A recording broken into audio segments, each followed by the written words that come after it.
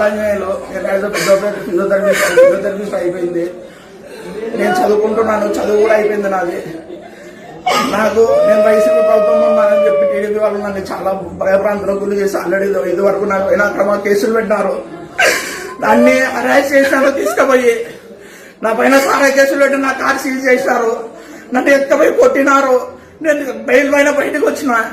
అంతా అయిపోయింది. మళ్ళీ ఈ రోజు అక్రమ కేసులు పెట్టి నా పైన చాలా ఇబ్బందులు గురి చేస్తున్నారు.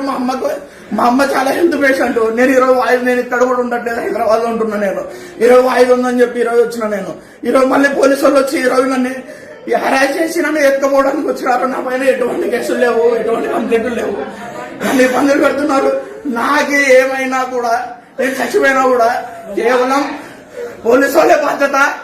ఇంతకు మించి నేను కేవలం వైసీపీ కార్యకర్తనే, వైసీపీలో ఉంటున్నా, నేను ఒక యూత్ లీడర్ అని చెప్పేసి ఇంత భయభ్రాంతులకు గురి చేసిన ఈ విధంగా ఇబ్బంది పెడుతున్నారు. ప్రోద్బలంతో ఎవరో ప్రెజర్ చేస్తున్నారు, ఏమో చేస్తున్నారు.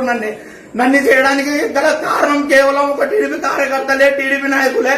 నాకు ఇంతకు మించి నన్ను ఎత్తుకపోయి ఇంతకు ముందు హింసించిన రోజు కూడా నాకు ఇదే చెప్పినారు. నన్ను ఏ రకంగా హింసించినారో కూడా చాలా ఘోరంగా, అతి ఘోరంగా హింసించినారు నన్ను. నేను ఆ రోజు కూడా ఏం మాట్లాడకుండా బయటకు వచ్చిన, బయలు తీసుకొని వచ్చుకున్నా. నా కారు 8 నెలలు 9 నెలలు సీజ్ చేసి లోపల పెట్టినారు. ఈ రోజు నేను ఇక్కడ ఉండట్లేదు, హైదరాబాద్ లో ఉంటున్నా. నేను ఇక్కడికి వచ్చింది నేను కేవలం వాయిదా కోసం వచ్చినా. నేను వాయిదా ముందుకు వచ్చినా. నేను 2 రోజులైంది నేను వచ్చి కూడా.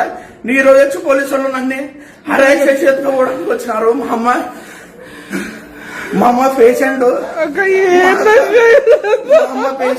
మా అక్క, మా వాళ్ళు ఉన్నారు అందరూ. ఈ రోజు నన్ను కేవలం నన్ను ఈ రోజు టీడీపీ